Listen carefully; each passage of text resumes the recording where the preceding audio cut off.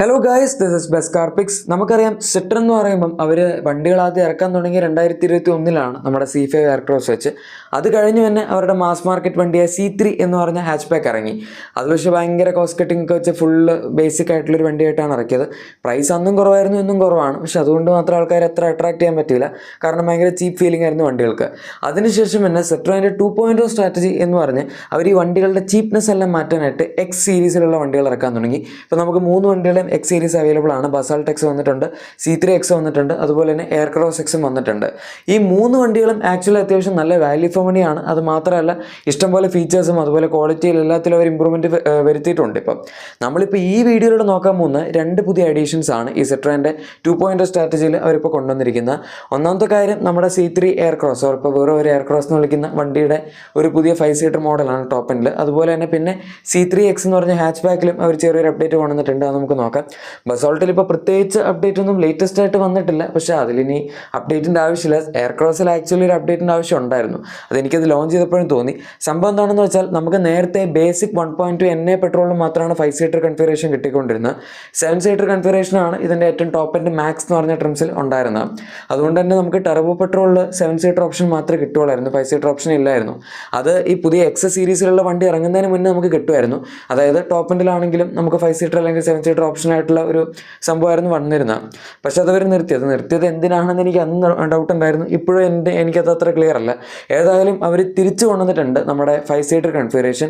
എന്തിനാണ് 5 സീറ്റർ എടുക്കുന്നത്, എന്നാൽ പിന്നെ ഒരു എക്സ്ക്ലൂസിവിറ്റിക്ക് വേണ്ടി 7 സീറ്റർ തന്നെ എടുത്തുകൂടെ എന്ന് ചിലപ്പോൾ നിങ്ങൾക്ക് തോന്നുമായിരിക്കും. പക്ഷേ ആക്ച്വലി തന്നെ 7 സീറ്റർ അത്ര യൂസബിൾ അല്ല. ഇപ്പോൾ ബാക്കിലത്തെ സീറ്റിൽ സ്പേസ് ഉണ്ടായിരുന്നേ കുഴപ്പമില്ലായിരുന്നു. എൻ്റെ തേർഡ് റോ പക്ഷേ ഓൾമോസ്റ്റ് യൂസബിൾ അല്ല എന്ന് തന്നെ പറയാൻ പറ്റുന്ന തേർഡ് റോ ആണ്. കുട്ടികൾക്ക് മാത്രമേ ഇരിക്കാം. കുറച്ചെങ്കിലും ഹൈറ്റ് ഉള്ള ആൾക്കാരൊക്കെ ആണെങ്കിൽ ഇരിക്കാൻ നല്ല ബുദ്ധിമുട്ടാണ്. പിന്നെ അത്യാവശ്യം ഫ്ലെക്സിബിൾ ആണ്. അതായത് നമുക്ക് തേർഡ് റോ ആണെങ്കിൽ റിമൂവ് ചെയ്ത് കളയാം, സീറ്റ് എടുത്ത് മാറ്റാം, അങ്ങനത്തെ ഗുണങ്ങളൊക്കെ ഉണ്ട്. പക്ഷെ അഥവാ നമുക്ക് സെക്കൻഡ് റോയിൽ ഇതിൻ്റെ അകത്ത് സീറ്റിൻ്റെ സ്പേസിൽ കുറച്ച് കോംപ്രമൈസ് ഉണ്ട്.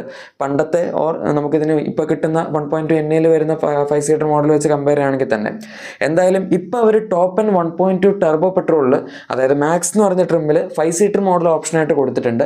40,000 രൂപ നമ്മുടെ ടോപ്പ് എൻഡിനൊക്കെ കുറവാണ്. അതായത് 12.8 lakhs ആണ് ഇതിൻ്റെ ഏറ്റവും top end 1.2 turbo manual max എന്ന് പറഞ്ഞ മോഡലിൻ്റെ എക്സ്ഷോറൂം പ്രൈസ് വരുന്നത്. ഈ 5 സീറ്റർ മോഡൽ എടുക്കുകയാണെങ്കിൽ നമുക്ക് ജസ്റ്റ് 12.4 lakhs മാത്രമേ വരുന്നുള്ളൂ. 40,000 രൂപ അവിടെ പ്രൈസ് കുറഞ്ഞിട്ടുണ്ട്. അത് നല്ലൊരു അഡ്വാൻറ്റേജ് ആണ്. ഈ പ്രൈസ് കുറഞ്ഞു എന്ന് പറയുന്നത് നമുക്ക് അങ്ങനെ പ്രത്യേകിച്ചൊന്നും നഷ്ടപ്പെടുന്നില്ല. ബൂട്ട് സ്പേസും കൂടുതൽ കിട്ടുന്നുണ്ട്, അതുപോലെ തന്നെ സ്പേസും കൂടുതൽ കിട്ടുന്നുണ്ട്. ഈ 5 സീറ്റർ മോഡലിൽ നമുക്ക് ഏകദേശം 60 mm മോഡൽ ലെഗ് റൂമിൽ ഇൻക്രീസ് ഉണ്ട്. അതായത് 6 സെൻറ്റിമീറ്റർ ആണ് അത് കറക്റ്റ് വരുന്നത്. 6 സെൻറ്റിമീറ്റർ എന്ന് പറഞ്ഞാൽ നീ റൂമിൻ്റെ കേസ് എടുക്കുകയാണെങ്കിൽ അത്യാവശ്യം സിഗ്നിഫിക്കൻ്റ് ആയിട്ടുള്ളൊരു അപ്ഗ്രേഡ് ആണ്. പിന്നെ ഇതിൻ്റെ അകത്ത് AC വെൻസിൻ്റെ കാര്യത്തിൽ നമുക്ക് റൂഫ് മൗണ്ടഡ് AC വെൻറ്റ് കിട്ടില്ല, പക്ഷേ താഴത്തായിട്ടുള്ള AC വെൻറ്റ് എന്തായാലും ഇതിൻ്റെ അകത്ത് ഉണ്ടാവും. പിന്നെ എക്സ്ട്രാ ആയിട്ട് നമുക്ക് സെൻറ്റർ ആംറെസ്റ്റും ഈ ഒരു മോഡൽ വരുന്നുണ്ട്. 7 സീറ്റിൽ ഇല്ലാത്ത 2 സംഭവങ്ങളാണ്. അതായത് 7 സീറ്റിൽ നമുക്ക് മുകളിലത്തെ റൂഫ് മൗണ്ടഡ് AC ഉണ്ടാവും, അത് ഇതിൻ്റെ അകത്ത് ഉണ്ടാവില്ല എന്നുള്ളൂ. പിന്നെ ബൂട്ട് സ്പേസ് ഡെഫിനറ്റ്ലി കൂടിയിട്ടുണ്ട്. നേരത്തെ ഇതിൻ്റെ അകത്ത് ബൂട്ട് സ്പേസ് ഇല്ലായിരുന്നു. 7 സീറ്റർ മോഡലാണ് എടുക്കുന്നതെങ്കിൽ ഒന്നെങ്കിൽ സീറ്റ് ഫോൾഡ് ചെയ്യണം, അല്ലെങ്കിൽ സീറ്റ് ഊരി മാറ്റണം. അല്ലാതെ ഓൾമോസ്റ്റ് നോൺ എക്സിസ്റ്റൻ്റ് ആണെന്ന് തന്നെ പറയാം ബൂട്ട്. പക്ഷേ ഇപ്പോൾ എന്തായാലും 444 ലിറ്റേഴ്സ് ആണ് ഇതിൻ്റെ 5 seater model Citroen boot space claim ചെയ്യുന്നത്. അതുകൊണ്ട് തന്നെ സ്പേസിൻ്റെ കാര്യത്തിൽ നമുക്ക് ഒരു പ്രശ്നമില്ലാതെ തന്നെ ഇത്രയും കിട്ടുന്നുണ്ട്.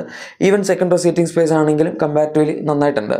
ഇത്രയൊക്കെ കാര്യങ്ങൾ കമ്പൈൻ ചെയ്യുന്നതിൻ്റെ കൂടെ ഇപ്പോൾ ആവശ്യത്തിന് ഫീച്ചേഴ്സും അത്യാവശ്യം നല്ല ഡാഷ്ബോർഡ് ലേഔട്ടും സംഭവങ്ങളൊക്കെ വരുന്നുണ്ട്. എനിക്ക് വേണ്ടി വളരെ വാല്യൂ ഫോർ മണി ആയിട്ട് ആണ് തോന്നിയിട്ടുള്ളത്. സോ നിങ്ങൾക്ക് വേണമെങ്കിൽ ഈ ഒരു സെഗ്മെൻറ്റിൽ ഇതും കൺസിഡർ ചെയ്യാം. ഇതാണ് നമ്മുടെ എയർക്രോസ് എക്സിൻ്റെ കാര്യം. ഇനി നമുക്ക് C3 കിടക്കാം. മറ്റേ വണ്ടിയിൽ ടോപ്പ് എൻഡിലാണ് അപ്ഗ്രേഡ് വന്നതെങ്കിൽ ഇതിൻ്റെ അകത്ത് ഒരു സെക്കൻഡ് ബേസ് മോഡലാണ് അപ്ഗ്രേഡ് കൊണ്ടുവന്നിരിക്കുന്നത്. നേരത്തെ ലിവ് എന്ന് പറഞ്ഞായിരുന്നു ഇതിൻ്റെ ബേസ് മോഡൽ വന്നിരുന്നത്. ഏതായാലും ഇപ്പോൾ നമുക്ക് ലിവ് ഓപ്ഷണൽ എന്ന് പറഞ്ഞൊരു വേരിയൻറ്റും കൂടെ വന്നിട്ടുണ്ട്. അത് ഇതിൻ്റെ തൊട്ട് മുകളിൽ നിൽക്കുന്ന ഫീൽ ഓപ്ഷണൽ അങ്ങനത്തെ വേരിയൻസിനൊക്കെ താഴത്തായിട്ടാണ് വരുന്നത്. എന്തായാലും ലിവ് ഓപ്ഷണൽ എന്ന് പറയുമ്പോൾ അവർ ഇതിൻ്റെ അകത്ത് ബേസിക് ആയിട്ടുള്ള സാധനങ്ങളെല്ലാം അത്യാവശ്യം നല്ലൊരു പ്രൈസ് പോയിന്റിൽ കൊടുക്കുക എന്നുള്ളതാണ് ഉദ്ദേശിക്കുന്നത്. ഡെഫിനറ്റ്ലി നമുക്ക് 1.2 NA പെട്രോൾ തന്നെ കിട്ടുന്നുള്ളൂ. സെയിം പവറാണ്, 83 PS പവറും അതുപോലെ 115 Nm ടോർക്കുമാണ് ജനറേറ്റ് ചെയ്യുന്നത്. മാനുവൽ മാത്രമേ വരുന്നുള്ളൂ. ഓട്ടോമാറ്റിക് വേണമെങ്കിൽ നിങ്ങൾ ഇതിന് ടർബോ പെട്രോൾ എടുക്കണം. എന്തായാലും അത് ഈ ഒരു മോഡലിൽ കിട്ടുന്നില്ല. ഇതിൻ്റെ പ്രത്യേകതകൾ എന്താണെന്ന് വെച്ചാൽ നമുക്ക് ഇതിൻ്റെ അകത്ത് ബ്ലാക്ക് ഫെൻഡേഴ്സ് കിട്ടുന്നുണ്ട്, അതുപോലെ ഫോഗ് ലാംപ്സ് കിട്ടുന്നുണ്ട്. ഫോഗ് ലാംപ്സിൽ ആ ഒരു സിൽവർ ഷെയ്ഡ് കവറിങ് കിട്ടുന്നുണ്ട്. അങ്ങനത്തെ സംഭവങ്ങളൊക്കെ ഉണ്ട്. പിന്നെ ഇൻഡിക്കേറ്റേഴ്സ് ഒന്നും മിററിലല്ല, അങ്ങനത്തെ സംഭവങ്ങൾ നോക്കേണ്ട. പക്ഷേ എന്നാലും വീൽ ക്യാപ്പ് അങ്ങനത്തെ സംഭവങ്ങളൊക്കെ അവർ കൊടുത്തിട്ടുണ്ട്. 5.49 lakhs ആണ് കേട്ടോ ഇതിൻ്റെ എക്സ്ഷോറൂം പ്രൈസ്. സോ നിങ്ങൾ അങ്ങനെ ഇവാലുവേറ്റ് ചെയ്യണം. ആ ഒരു പ്രൈസ്, അതായത് ഓൺ റോഡ് നമുക്ക് ഏകദേശം 7 ലക്ഷം രൂപയ്ക്ക് താഴത്തായിട്ട് കിട്ടുന്ന ഒരു വണ്ടിയാണിത്. 7 ആവില്ല, മിക്കവാറും ഒരു 6.7 6.8 ആ റേഞ്ചൊക്കെ ആവുള്ളൂ. ഇനി ഇൻറ്റീരിയറിലാണെങ്കിലും അധികം കോംപ്രമൈസ് ഇല്ലാതെ നമുക്ക് ഡേ ടു ഡേ ലൈഫിൽ യൂസ് ചെയ്യാൻ പറ്റുന്ന സംഭവങ്ങൾ കൊടുക്കാനാണ് അവർ ഈ ഒരു പ്രൈസിൽ നോക്കിയിരിക്കുന്നത്. നമുക്ക് 10.25 ഇഞ്ചസിൻ്റെ touch screen infotainment system available ആണ്. അതിൻ്റെ അകത്ത് തന്നെ wireless Android Auto, wired Android Auto അങ്ങനത്തെ സംഭവങ്ങളൊക്കെ ഉണ്ട്. ആപ്പിൾ കാർപ്ലേയും സപ്പോർട്ട് ചെയ്യുന്നുണ്ട്. Auto AC push button start, അതുപോലെ ടോപ്പിൽ വരുന്ന 7 ഇഞ്ചസിൻ്റെ ക്ലസ്റ്റർ, അതൊന്നും ഇതിൻ്റെ അകത്തില്ല.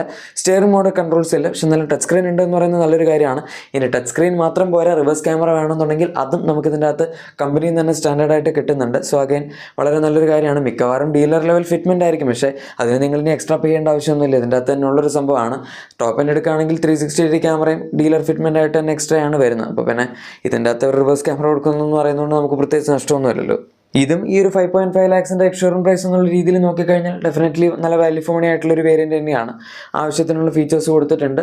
ആൻഡ് സിട്രൺ പറയുന്നത് എന്താണെന്ന് വെച്ചാൽ ഇത് അവരുടെ കൂടുതൽ വോളിയം സെയിൽസിനെ വേണ്ടി ടാർഗറ്റ് ചെയ്തുകൊണ്ട് ഇറക്കിയിരിക്കുന്ന മോഡൽസ് ആണെന്നാണ്. സിട്രൺ ഇൻ ദ സെൻസ് സ്റ്റെല്ലാൻഡിസ് ഗ്രൂപ്പാണ് പറയുന്നത്. സ്റ്റെല്ലാൻഡിസ് ഗ്രൂപ്പിൻ്റെ ഇന്ത്യയിലുള്ള ഹെഡ് അവർ CEO ആണ് ഇത്തരത്തിലുള്ള കാര്യങ്ങളെല്ലാം പറഞ്ഞിരിക്കുന്നത്. ആൻഡ് ഈ വണ്ടികളെ പറ്റി ഡീറ്റെയിൽസ് പുറത്തുവിട്ടിരിക്കുന്നത്.